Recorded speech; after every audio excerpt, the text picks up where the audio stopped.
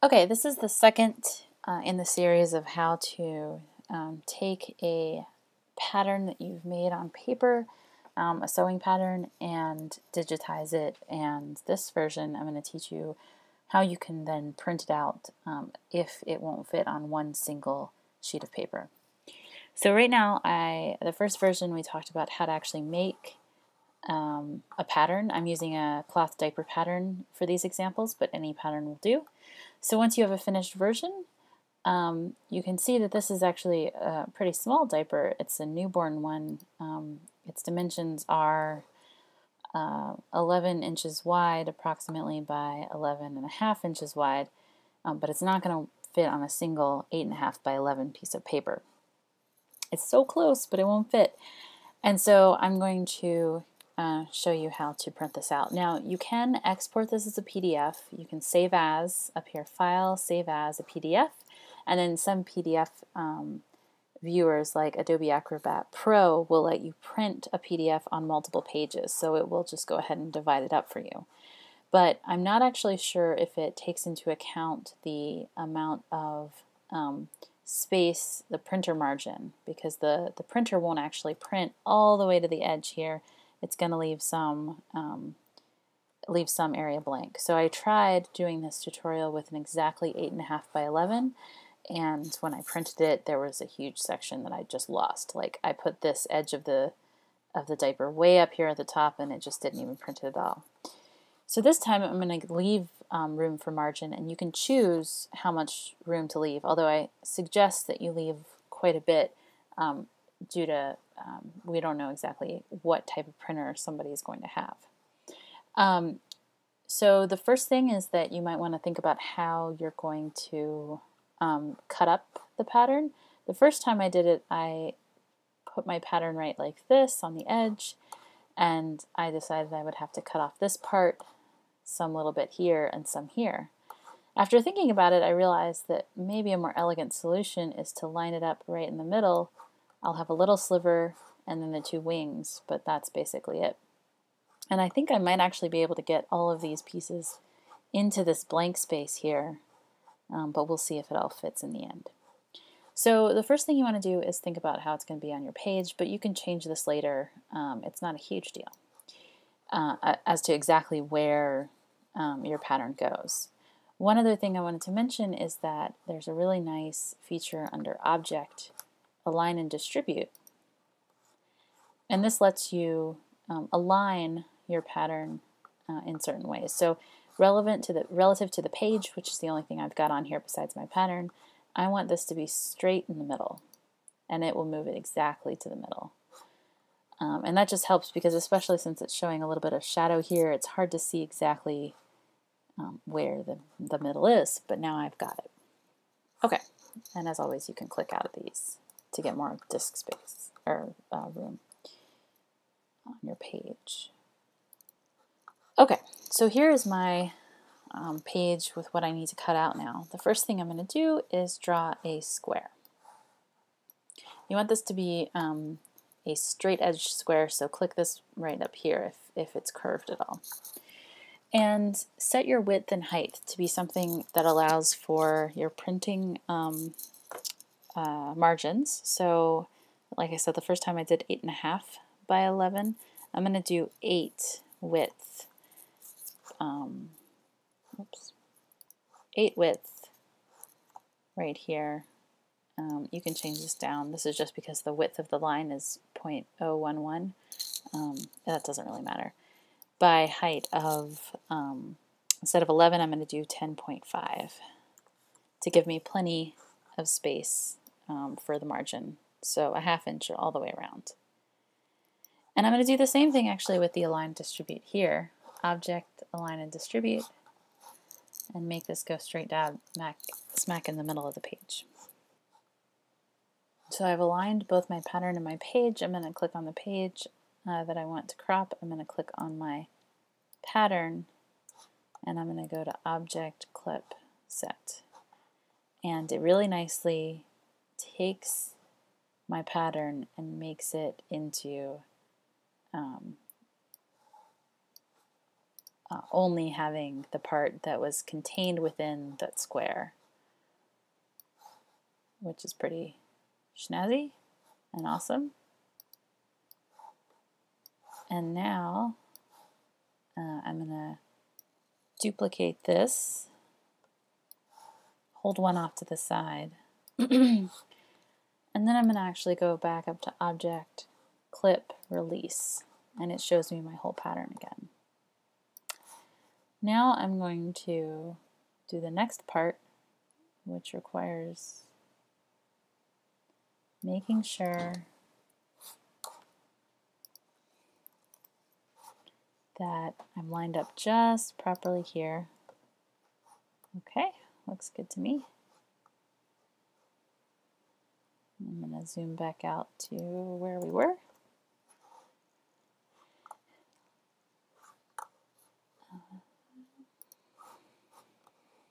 And I'm going to select this one and my pattern and do the same thing. And now I only have the wing. I'm going to do the same thing where actually what I'm going to do is go back to my original here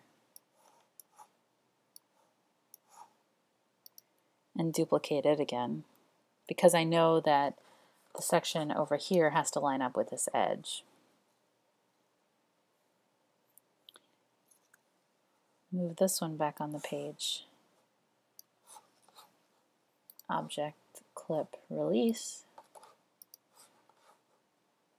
Take this one wing off. Now importantly, because I've got these just sitting over here, they're actually contained within this page, so if I don't move them, they will be clipped on the same page as here. Not a big deal, but really we don't want it to happen, so I'm going to move all these over so that it's not. And then I'm going to zoom in really far again. And I'm going to make sure just exactly lined up. And zoom back out.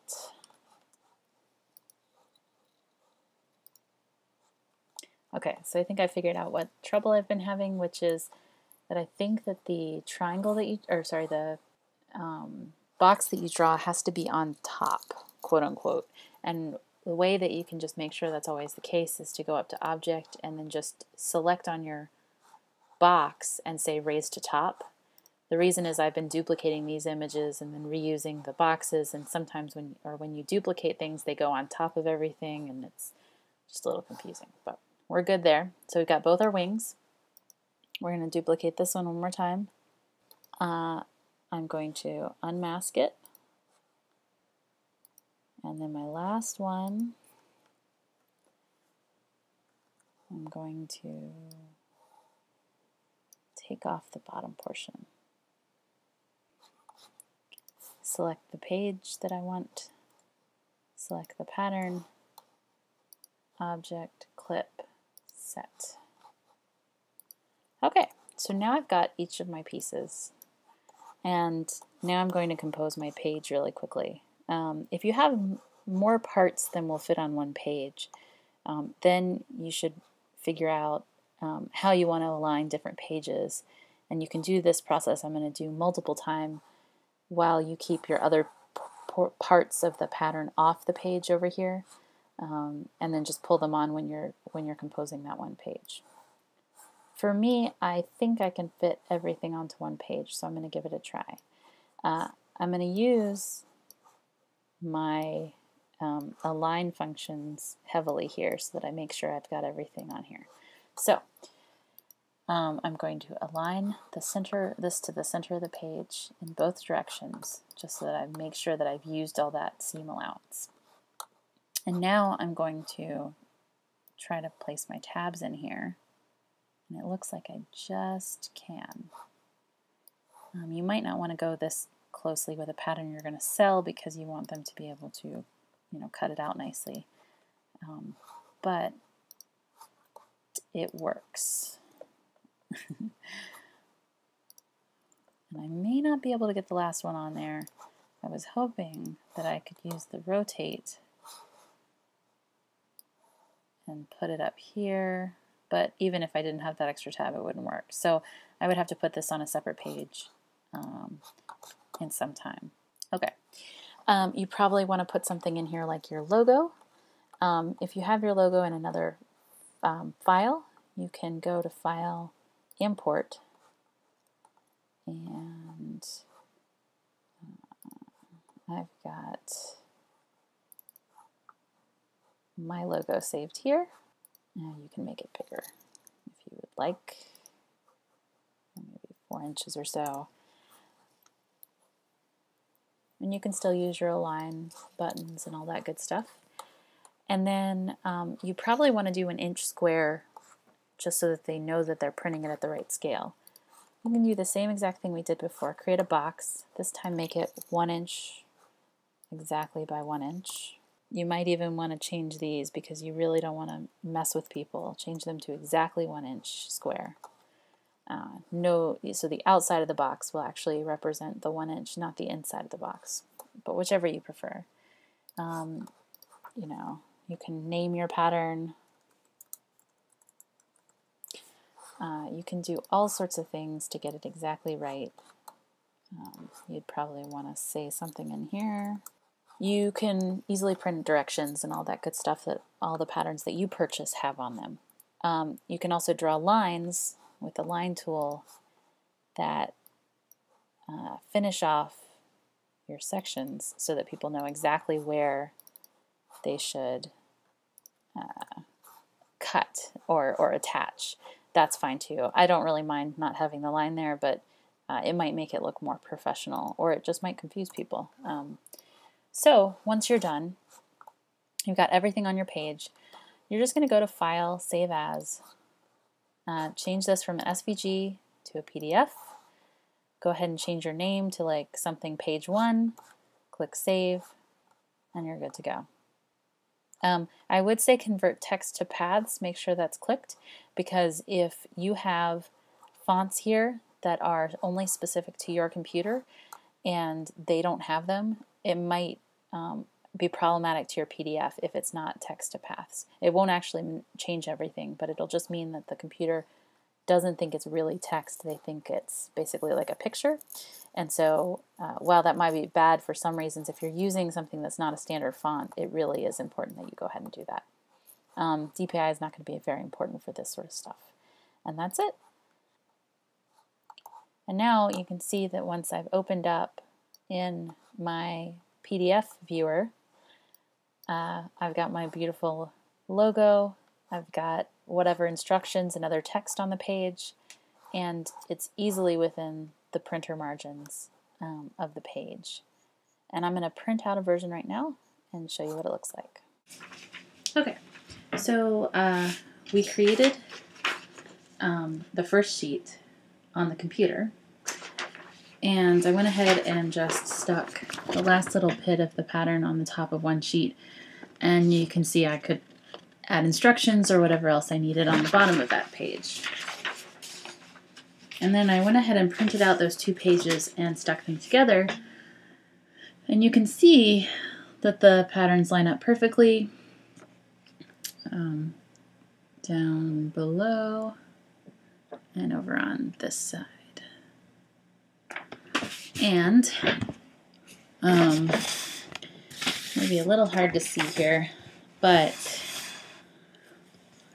if I line my pattern up basically with the 1 inch mark, the length is somewhere about 11.5 inches, and the width is maybe 11, just a hair over 11. So this is exactly what I wanted. Also, I have a 1 inch square here just to check and make sure that my printer is doing what it should.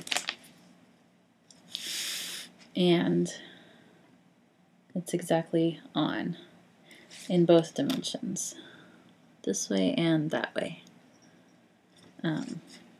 Just to check using not the metal, it's exactly right. And there you have it.